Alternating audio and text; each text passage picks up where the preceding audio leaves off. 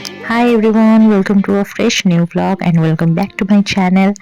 So ଏଇଟା vlog ରେ କିଛି ପାର୍ଟ ଅଛି ତ ଆଗକୁ ଦେଖିବା ଆମେ 31st ନାଇଟ୍ କେମିତି କ'ଣ ସେଲିବ୍ରେଟ୍ କଲୁ। ସୋ vlog ରେ ନିହାତି ରୁହନ୍ତୁ। ଯେଉଁମାନେ ଚ୍ୟାନେଲକୁ ସବସ୍କ୍ରାଇବ୍ କରିନାହାନ୍ତି ପ୍ଲିଜ୍ ସବସ୍କ୍ରାଇବ୍ କରିଦିଅନ୍ତୁ।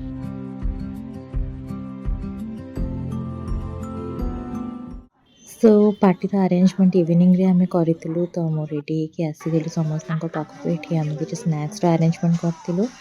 ଦେନ୍ ସ୍ନାକ୍ସ ନେଇକି ଆମେ କିଛି ଗେମ୍ସ ବି ଖେଳିବାର ଥିଲା। ଆଗକୁ ବହୁତ ସାରା ଏନ୍ଜୟ କଲୁ ପିଲାମାନଙ୍କ ସହିତ।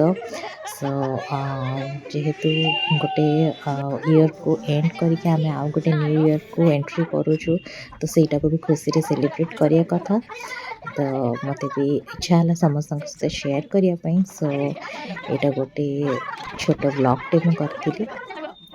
ବାକି ଆଗକୁ ଆମେ କେମିତି କ'ଣ ସେଲିବ୍ରେଟ୍ କରୁଛୁ, କେମିତି କ'ଣ ଏନ୍ଜୟ କରୁଛୁ ତ ଆପଣମାନେ ଭିଡ଼ିଓ ପୁରା ଏଣ୍ଡ ପର୍ଯ୍ୟନ୍ତ ରୁହନ୍ତୁ ଆଣ୍ଡ ଦେଖନ୍ତୁ।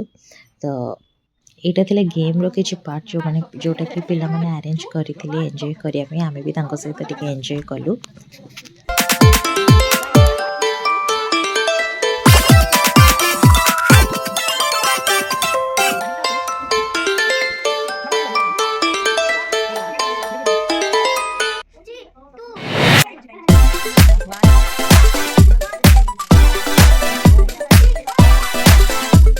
ତାପରେ ଚାଲିଥିଲା କିଛି ଫଟୋ ସୁଟ୍, ଯେଉଁଟା ବି ନା ଆଜିକାଲି ସବୁ ପାର୍ଟି ଅଧୁରା। ଯୁଆଡ଼େ ବି ଯାଉ ଯାହା ବି କରୁ ଟିକେ ଫଟୋ ନ ଉଠିଲେ ଭଲ ଲାଗେନି।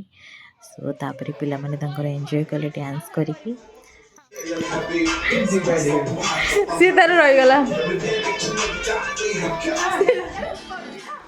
ତାପରେ ହେଇଯାଇଥିଲା ଡିନର୍ ଟାଇମ୍। ପିଲାମାନେ ଏନ୍ଜୟ କଲା ପରେ ଆମେ ବି ଟିକେ ତାଙ୍କ ସହିତ ଏନ୍ଜୟ କଲୁ। ଦେନ୍ ଡିନର୍ କରିକି ଆମେ ଏଥର କିଛି ଯେହେତୁ ଟାଇମ୍ ସର୍ଟ ଥିଲା ତ ଇନଷ୍ଟାଣ୍ଟ ଆରେଞ୍ଜ ହେଇଥିଲା। ତ ଆମେ ଆଉ ଘରେ କିଛି ରୋଷେଇର ଆରେଞ୍ଜମେଣ୍ଟ ନ କରିକି ବାହାରୁ ଡିନର୍ ଅର୍ଡ଼ର କରିଦେଇଥିଲୁ।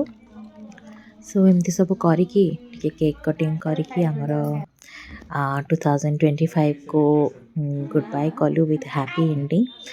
ସୋ ହୋପ୍ ସମସ୍ତଙ୍କର ନ୍ୟୁ ଇୟର୍ ଭଲରେ ଯାଉ, ସମସ୍ତଙ୍କ ଉପରେ ଭଗବାନଙ୍କ ଆଶୀର୍ବାଦ ଥାଉ। ଆଶା କରୁଛି ଭିଡ଼ିଓଟି ସମସ୍ତଙ୍କୁ ଭଲ ଲାଗିଥିବ। ଭଲ ଲାଗିଥିଲେ ଲାଇକ୍ ସେୟାର ସବସ୍କ୍ରାଇବ୍ ନିହାତି କରିବେ। ଆଉ ଆଶା କରୁଛି ନ୍ୟୁ ଇୟର୍ରେ କିଛି ନ୍ୟୁ ମେମ୍ବର ବି ଆଡ଼୍ ହେଇଯାଆନ୍ତୁ ମୋ ଚ୍ୟାନେଲରେ। Hope for the best. Wish you all a very happy new year. Bye bye.